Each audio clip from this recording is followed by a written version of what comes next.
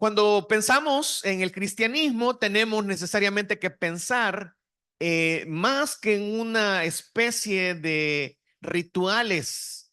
Tenemos que pensar en afirmaciones que separan el cristianismo de otras religiones. Por ejemplo, el cristianismo asegura que solamente Dios es bueno y que el hombre es malo. El Dios es infinitamente bueno y el hombre, por más cosas buenas que haga, en esencia no es bueno. La Biblia plantea precisamente esto y por esta razón el ser humano necesita un salvador. La salvación, plantea el cristianismo, que no obedece por esfuerzos personales, por ser una persona moral, por ser buena gente. La Biblia plantea que la única manera para poder ser salvo es a través de Jesús, es exclusivo. En un mundo donde nos encontramos nosotros con pensamientos fluidos, donde cada quien elige creer lo que amaneció deseando ser, deseando creer, la Biblia es exclusiva y por más que nosotros querramos cambiar estas enseñanzas son inmutables. No, si las podemos cambiar, estaríamos cambiando significativamente el cristianismo.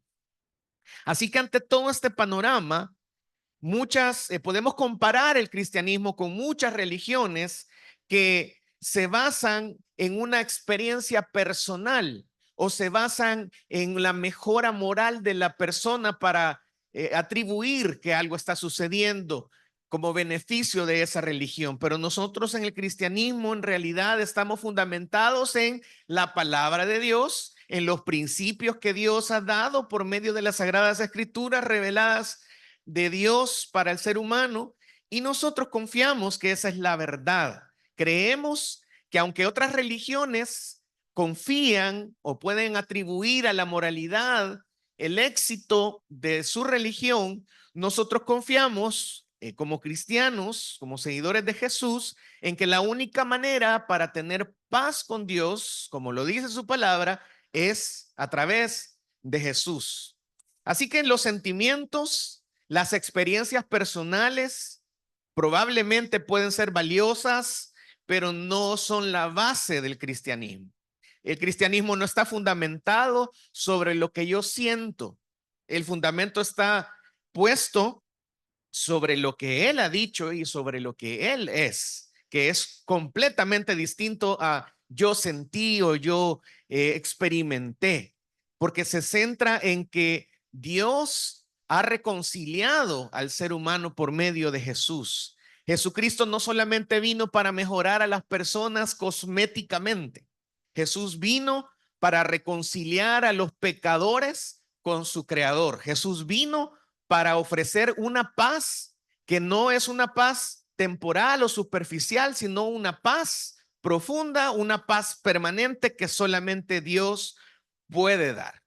Así que quiero referirme en este tiempo devocional a una de estas verdades que se muestran en todas las escrituras, y es que Dios es un Dios infinitamente bueno.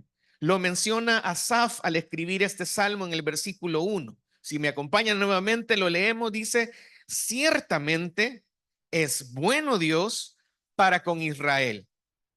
Aquí está destacando esa bondad de Dios, lo cual se muestra como una promesa de parte de Dios para su pueblo, para Israel, una bondad que se manifiesta de una manera personal, de una manera única, una manera especial.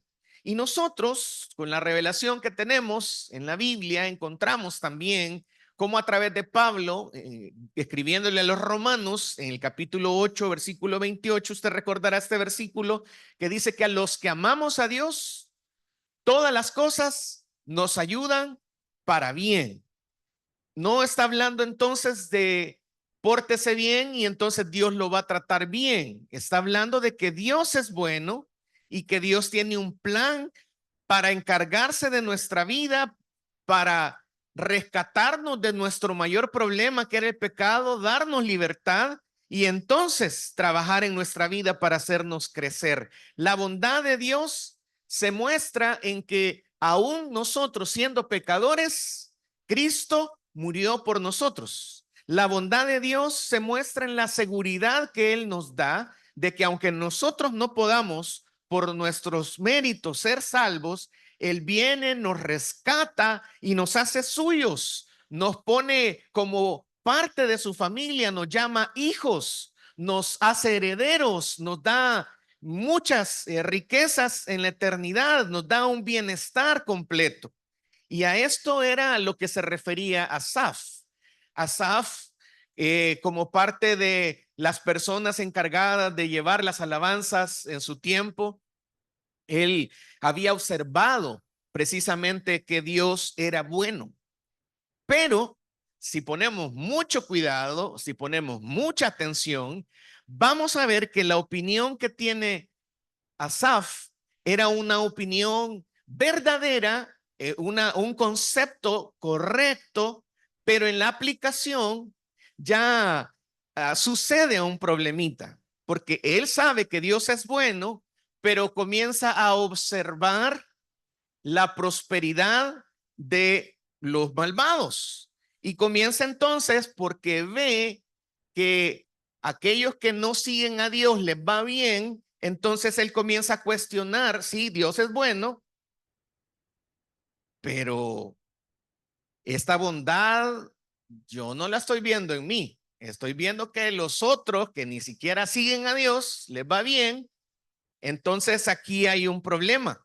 Esta duda en el corazón de Asaf surge no porque no tuviera ese concepto. Recordemos que ellos desde pequeñitos eran instruidos en la Torá, conocían quién era Dios, sabían muy bien culturalmente, de manera educativa, ellos abrazaban este concepto. Dios es bueno. Pero el problema y la preocupación que tiene Asaf es cómo esta bondad eh, está, eh, está viniendo para conmigo, porque a los otros les está yendo bien, pero aquí a mí me está tocando sufrir. Yo estoy teniendo dificultades, entonces Dios es bueno, pero quizás, Señor, te está haciendo un poquito injusto porque si yo soy bueno, a mí me tendrían que estar pasando solamente cosas buenas. Tenía el concepto de la bondad de Dios correcto, pero él se estaba enfrentando con un dilema que muchos nos enfrentamos nosotros en la actualidad, día con día, al ver que a otros les va bien, pero que a nosotros quizás no nos está yendo como nos debería de ir o como pensamos que nos debería de ir. Porque vemos el éxito en aquellas personas que no creen en Dios y esto entonces llega a tocar la médula más profunda de nuestro corazón y entonces genera en nosotros algo que de lo cual vamos a hablar el día de hoy, que es la envidia. De repente, cuando comenzamos a ver que otros alrededor están bien y nosotros no, entonces, en buen salvadoreño, nos hierve la sangre. Comenzamos a sacar verde por la boca y comenzamos a decir, ¿cómo es posible? ¿Que a quién se le ocurre, verdad? Que tal persona está bien y mira semejante, ¿cómo es esta persona? Y yo que tanto trato de hacer las cosas como Dios quiere, a mí no me va bien, no me están saliendo las cosas como a esta persona. Y detrás de eso, lo que vamos a platicar ahora, quisiera dejar muy en claro que al final, aunque tenemos el concepto que Dios es bueno, nosotros nos convertimos en personas que estamos juzgando la justicia de Dios, porque está siendo injusto, no nos está dando a nosotros como tendría que darnos. Pues sí, yo eh, vengo a los devocionales, yo participo en todas las actividades que me dicen que debo participar y yo voy, saludo a todos ahí en el pasillo. Si yo aquí en la universidad trato de hacer bien las cosas, pero a mí no me está yendo bien. Y comenzamos entonces a volvernos jueces de lo que Dios está haciendo alrededor de nosotros. Esto es envidia y es uno de los enemigos que más pueden llegar a destruir nuestro corazón, porque la envidia surge cuando comenzamos a comparar nuestra situación con la situación de otras personas a nuestro alrededor. Y esto nos lleva a dudar de la bondad de Dios. Sí sabemos conceptualmente que Dios es bueno, pero en la práctica yo no lo estoy viendo. Sí sé que Dios, en esencia es infinitamente bueno, yo le canto, yo le busco, pero ahí en la práctica yo estoy viendo que esto no es así. Y acompáñenme rápidamente a Proverbios, porque Proverbios nos muestra hasta qué punto llega la envidia. Dice Proverbios 14:30. El corazón apacible es vida de la carne. Proverbios 14:30. Pero mire lo que dice después.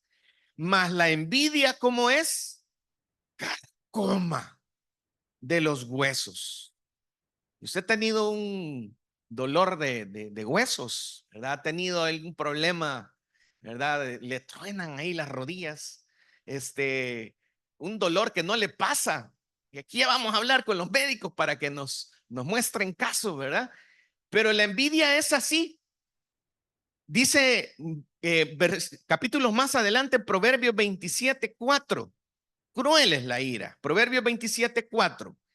Cruel es la ira e impetuoso el furor, mas ¿quién podrá sostenerse delante de la envidia? Porque esto es algo que nos es desde adentro, ¿verdad? Es como de repente no podemos ver a la persona ni en la vemos en la sopa, ¿verdad? Y vemos que se forma su nombre en nuestra sopa. Y no sabemos cómo es que a esta persona le están yendo bien las cosas y a nosotros no. En esta línea, el autor Stephen Henning, que escribe Cuando las cosas buenas le suceden a gente mala, el cristiano y la envidia, comienza a examinar cómo la envidia afecta la vida de las personas y cómo en la vida tenemos diferentes áreas donde se experimentan estos sentimientos de envidia. Veamos algunos de ellos. Por ejemplo, nosotros podemos ser presa de la envidia cuando estamos envidiando a personas por su éxito material. Podemos nosotros vernos atrapados en ver que al otro le está yendo bien y que tiene varias cosas y nosotros decimos, eso lo debería tener yo. ¿Cómo es posible que esta persona tiene el ultracelular mega hiper tecnológico y yo apenas estoy contento porque estoy encendiendo mi teléfono porque no me encendía, ¿verdad?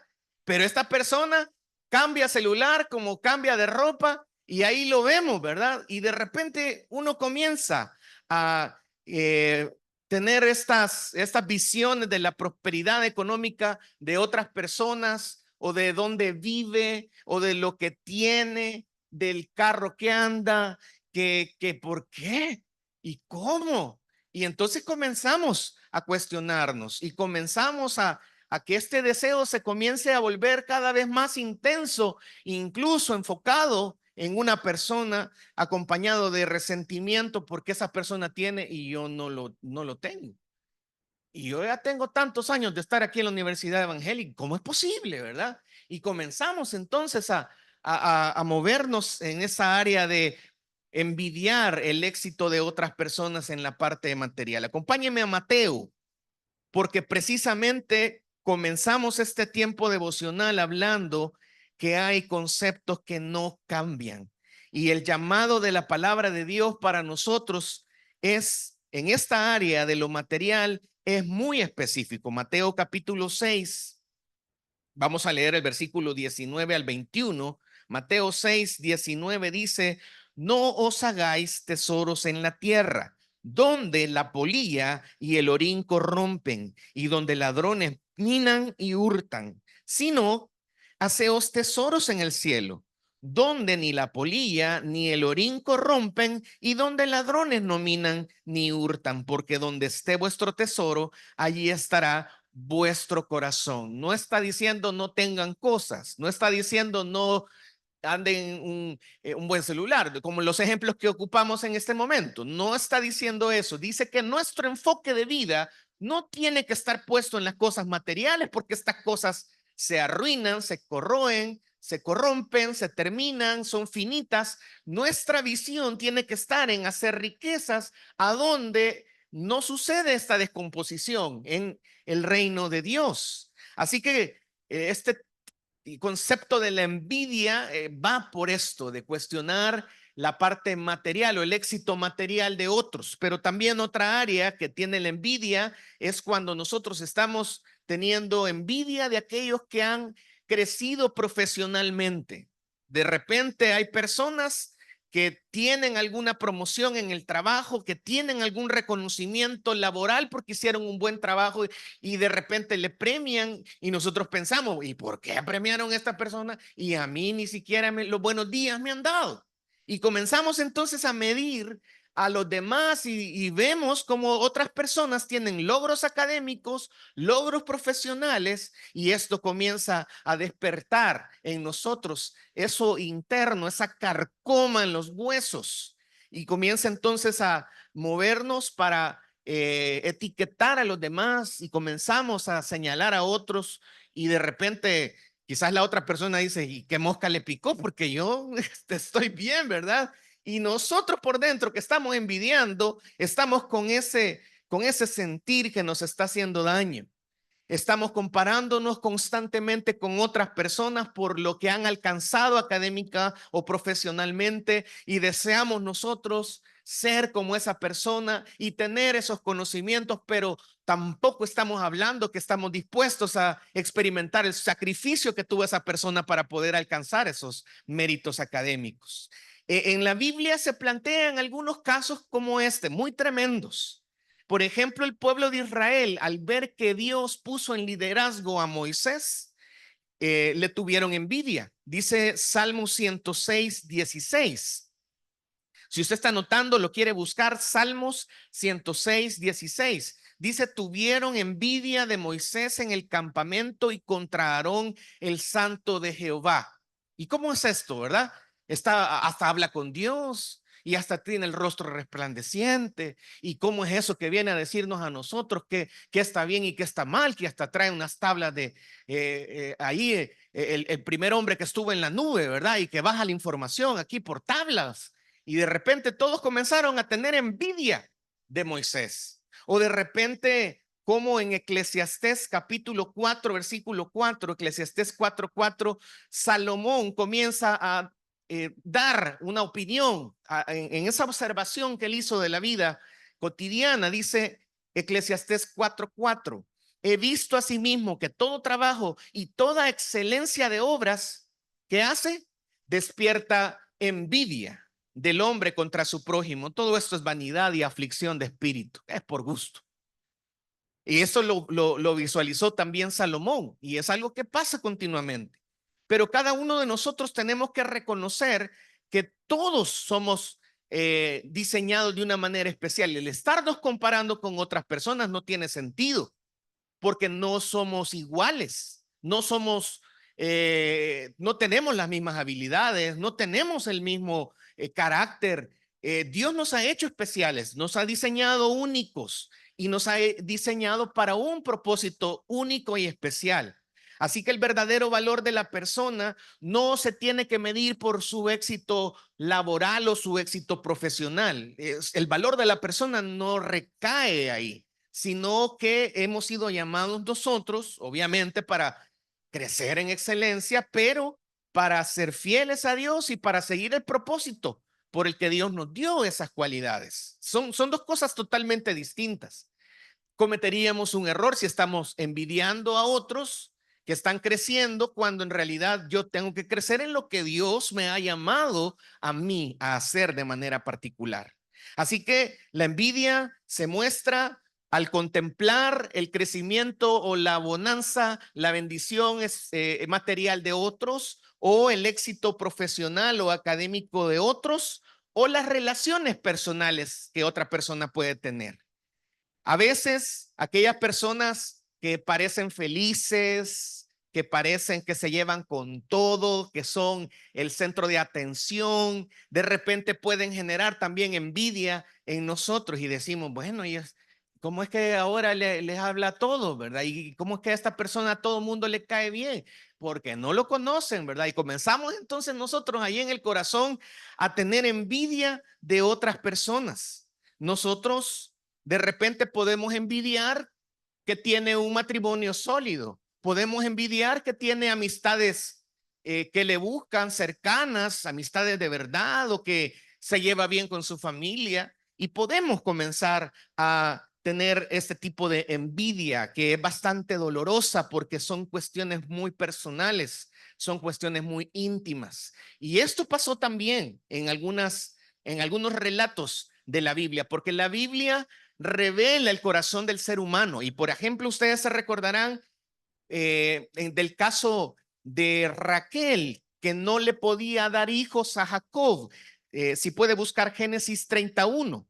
Dice Génesis 31, viendo Raquel que no daba hijos a Jacob, tuvo envidia de su hermana y decía a Jacob, dame hijos o si no, me muero. Y esto entonces, en medio de aquellos que conocen esta historia, qué familia más complicada, qué situación más difícil, qué pleito el que había en esta casa. Feo, feo. Envidias, peleas, rencillas, porque yo sí puedo darle hijos y vos no, ¿verdad? Y de repente una novela actual no era nada en comparación con este caso que estamos viendo. O de repente otro más conocido, con respecto a José y sus hermanos. En Génesis 37:11 dice, y sus hermanos, los hermanos de José le tenían envidia, mas su padre meditaba en esto. Pero lastimosamente era un padre que no hacía algo más que solo observar, pero le tenían envidia. Él, había tenido algunos sueños y los expresó a sus hermanos y les causó rabia, ¿verdad? De manera imprudente, José estuvo diciendo, yo aquí voy a estar encima de todos ustedes. Y entonces, obviamente, vinieron los hermanos y vieron el trato, hasta una túnica de muchos colores le dan a este José y nosotros que tenemos que repartirnos la ropa para ir pasándola, pero él tiene la mejor ropa. Y estas cosas pasan en casa, pasan en familia. O este hecho me llamó mucho la atención porque no solamente lo menciona en el libro de Génesis, sino también en Hechos, capítulo 7, versículo 9. Siempre acerca de José, dice lo siguiente, los patriarcas, movidos por envidia, vendieron a José para Egipto, pero Dios estaba con él. Así que también queda registrado lo envidiosos que eran los hermanos de José y cómo llegaron hasta estas instancias para poder deshacerse de la persona que envidiaban. Nosotros debemos esforzarnos por cultivar buenas relaciones interpersonales, por llevarnos bien entre nosotros. Debemos cuidar nuestras relaciones. Debemos buscar que los demás estén bien, que los demás, nuestro afán no tiene que ser andar viendo a los demás y comparando. Ese no es el afán que presenta la palabra de Dios. Debemos confiar en el cuidado de Dios para con nuestra vida. Ya sabemos que ninguno de nosotros somos monedita de oro para caerle bien a todo el mundo, pero la Biblia dice que en cuanto dependa de nosotros debemos tratar de estar en paz con todos. Debemos tener la oportunidad de buscar el beneficio de los demás. Así que también en el área de las relaciones interpersonales esto puede generar envidia. También el tema de la envidia abarca áreas como la apariencia física o la salud de una persona, porque de repente nuestra sociedad le da mucho valor a la juventud, la belleza, la fuerza, y de repente podemos llegar a envidiar a alguien que se vea bien, que ande bien su cabello. De repente, sí, pero usted como salió ahí como que dama de la realeza, ¿verdad? Uno pues sí, ni modo, le tocó, ahí no tuvo donde elegir y así le tocó, ¿verdad? Y uno comienza así a compararse con los demás, pues sí, ¿no? Usted como que despampanante que viene desde el edificio 4 para el edificio 1, ¿verdad? Muy, muy, muy bonito, muy atractivo. Y es que en realidad podemos comenzar a generar estas sensaciones de envidiar a otros por su físico, porque están saludables y nosotros solo enfermos pasamos. Y de repente o de repente aquellos que ya tenemos un kilometraje bastante avanzado, comenzamos a ver, ¿verdad? Las nuevas generaciones y vemos, hombre, ¿y qué pasó, verdad? ¿Y por dónde pasó este tren que me pasó llevando? Y comenzamos entonces a compararnos y quisiéramos detener el tiempo para poder permanecer jóvenes. Y algunos se meten en la refri, ¿verdad? Ahí para medio detener un poco el paso, ¿verdad? Pero esto no se puede. Y nosotros comenzamos a medir a los demás y a medirnos y a compararnos. La Biblia plantea en 1 Corintios 6:19 que nuestro cuerpo es templo y morada del Espíritu Santo. En otras partes habla que esta es una tienda de campaña que va moviéndose hasta llegar a la morada celestial. Esto es algo externo, es algo pasajero, es algo que se termina. Vemos, somos, diariamente nos vemos al espejo y vemos una arruga nueva. Tenemos que estar conscientes que el tiempo va pasando, pero también tenemos que estar conscientes que tenemos que buscar la verdadera belleza. La verdadera belleza no es la externa. Y no con esto estoy tratando de consolarnos, ¿verdad? No estoy diciendo, ay, bien, no, lo más importante es lo de adentro. No estoy diciendo estas palabras como un consuelo para nosotros, para estar tranquilos. Estoy diciendo esto porque la verdadera belleza viene de una vida que está dedicada a Dios, una vida que tiene un corazón puro, que estás tratando de hacer la voluntad de Dios, porque en medio de todo significa que ha elegido no dejar que la envidia esté ahí, porque la envidia comienza entonces volvernos sectarios, a volver a discriminar, a decir yo con este me llevo, con este no, este es de mi bando, este no es de mi bando, y comenzamos a generar estas cosas que son pleitos, que dice Santiago que vienen desde el corazón y generan guerras, y estas cosas no nos ayudan a avanzar. La envidia es una emoción que puede corroer el alma, puede distorsionar nuestra percepción de la vida, de la realidad y de los demás. Así que nosotros, ante todas estas cosas que hemos puesto algunos ejemplos, tenemos que ponernos los lentes de la fe que Dios nos ha revelado en su palabra para que podamos vivir sujetos a Él. Dios es bueno. Pero yo también tengo que creer que Dios es bueno en todas las cosas que yo hago. Dios es bueno aunque a mí no me vaya bien.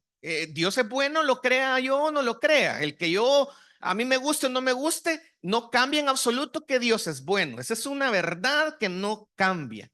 Pero yo tengo que decir, si Dios es bueno, Él tiene control de mi vida y Él se va a encargar y Él me va a ayudar a crecer y me va a ayudar a avanzar en todas estas cosas en el momento que Él quiera. Porque yo dependo de un Dios bueno. Y un Dios bueno que no me va a dar lo que yo quiero, porque quizás sea algo bueno, pero me va a hacer daño. Un Dios que me va a dar lo que yo necesito en el momento justo, en el tiempo perfecto, porque Dios es así. Esa es la bondad de Dios. Dios, y fue el choque que tuvo Asaf. Si podemos regresar a este texto base en el Salmo 73, Asaf luchó con esto. Dijo, ciertamente bueno Dios para con Israel, para con los limpios de corazón. En cuanto a mí, casi se deslizaron mis pies, por poco resbalaron mis pasos. Y la razón fue, versículo 3, porque tuve envidia de los arrogantes, viendo la prosperidad de los impíos. Y es un peligro también que nuestros pasos puedan resbalarse para comenzar a envidiar a otros, para permitir que la envidia nos controle porque va a desviarnos de lo que Dios quiere hacer por medio de nosotros. Todas estas emociones, de repente tenemos que aprender a controlarlas porque nos pueden traicionar. Nosotros necesitamos sujetar nuestra vida para hacer la voluntad de Dios. Si esto nos hace cuestionar la justicia de Dios, está equivocado. Dios es bueno, infinitamente bueno, y Él va a seguir siendo bueno a pesar de que yo piense que las cosas no me están saliendo bien. Rápidamente le menciono 3 versículos en Proverbios que me dan una indicación explícita acerca de la envidia. Proverbios 23:17 dice, no tenga tu corazón envidia de los pecadores, antes persevera en el temor de Jehová en todo tiempo. De manera similar, Proverbios 24:1 dice, no tengas envidia de los hombres malos, ni desees estar con ellos. Proverbios 24:19 dice, no te entremetas con los malignos, ni tengas envidia de los impíos. Así que, compañeros, ¿qué tenemos que hacer? No ser envidiosos, no permitir que la envidia llegue a nuestra vida y se manifieste en lo que yo pienso y en lo que yo hago. Necesito comprender, como Asaf comprendió, que la prosperidad que estaban manifestando aquellos que no conocían a Dios era una prosperidad temporal. Miren lo que dice Asaf, siempre en el capítulo 73 de Salmos, pero ahora en el versículo 17. Usted puede leer el capítulo completo, pero mire lo que dice en el versículo 17. Hasta que entrando en el santuario de Dios, comprendí el fin de ellos. De repente, pues, yo estaba viendo que todo esto, la prosperidad de ellos, y yo sentí envidia. Pero entonces entré en el santuario y comprendí que esto era pasajero, que esta bendición que tenían le iban a disfrutar, pero ¿para dónde no pasaba más allá? Dice en el versículo 28, la decisión que al final termina tomando Asaf, pero en cuanto a mí, el acercarme a Dios es el bien. He puesto en Jehová el Señor mi esperanza para contar todas tus obras, porque al final las circunstancias no tienen que determinar mis convicciones.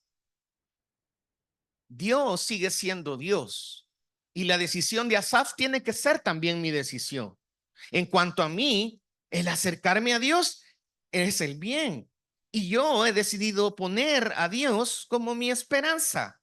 Voy a comenzar a ver todo lo que Dios está haciendo en mi vida. Dios está tratando conmigo. No soy perfecto, está avanzando en mí. No ha perdido la esperanza de que yo me acerque y esto yo lo tengo que hacer. Yo tengo que acercarme a Dios. Al final tenemos que llegar a una convicción y es que la envidia no vale la pena y no nos lleva a ningún lado. Eh, si hemos luchado con esta área, debemos reconocer que no nos contribuyen absolutamente nada y nos distancia de la voluntad de Dios. Termino este tiempo de reflexión en Romanos capítulo 13 porque Pablo llama la atención precisamente a dejar de perder el tiempo en cosas como estas. Dice Romanos 13:13. Bueno, vamos a leer desde el versículo 12. Romanos 13:12. Dice, la noche está avanzada y se acerca el día. Aquí es donde tenemos que poner muchísima atención. Dice, desechemos pues las obras de las tinieblas y vistámonos las armas de la luz. Andemos como de día, honestamente, no en glotonerías y borracheras, no en lujurias y lascivias, no en contiendas y qué, envidia, sino vestidos del Señor Jesucristo y no proveáis para los deseos de la carne. Esta serie se titula Viaja ligero. Y yo no sé si usted ha tenido la oportunidad de viajar en esta línea low cost y de repente va con su mochilita y llega y le dicen, ahí está este artefacto, ponga su mochila y vamos a medir, ¿verdad? Y de repente usted se quita la mochila y la dichosa mochila no cabe, ¿verdad? Ahí en ese espacio que le han dicho que tiene que caber para que eso simbolice que usted puede viajar. Entonces, muchas personas lo que han tenido que hacer es sacar ropa y ponérsela encima, ¿verdad? Unos 5 cambios encima para que ya más o menos la maleta quepa y entonces se suben al avión y ya pueden continuar su viaje. Yo creo que nosotros necesitamos reflexionar en que hay cosas que no es necesario que nosotros las llevemos en la vida. La envidia no nos ayuda, ni siquiera de repente en esta maleta quizás llevamos cosas que probablemente las ocupemos, y quizás son necesarias y por eso pues estamos viendo cómo las llevamos. Pero en el caso de la envidia, no por ningún lado que lo veamos es algo que nos vaya a beneficiar. Así que la propuesta del devocional del día de hoy es que viaje ligero, quítese la envidia, no permita que esto anide en su corazón y que le produzca distanciamiento de otros y distanciamiento de lo que Dios quiere hacer en su vida. Viaje ligero, la envidia fuera, y permitamos entonces viajar con lo necesario y con lo que Dios ha puesto en nosotros para poder ser de bendición a otros. Vamos a ponernos en pie y vamos a pedirle a Dios que nos ayude a madurar en esta área, porque la envidia está a la orden del día y nosotros necesitamos entonces vivir no como creemos que es lo mejor, sino como Dios quiere que nosotros vivamos.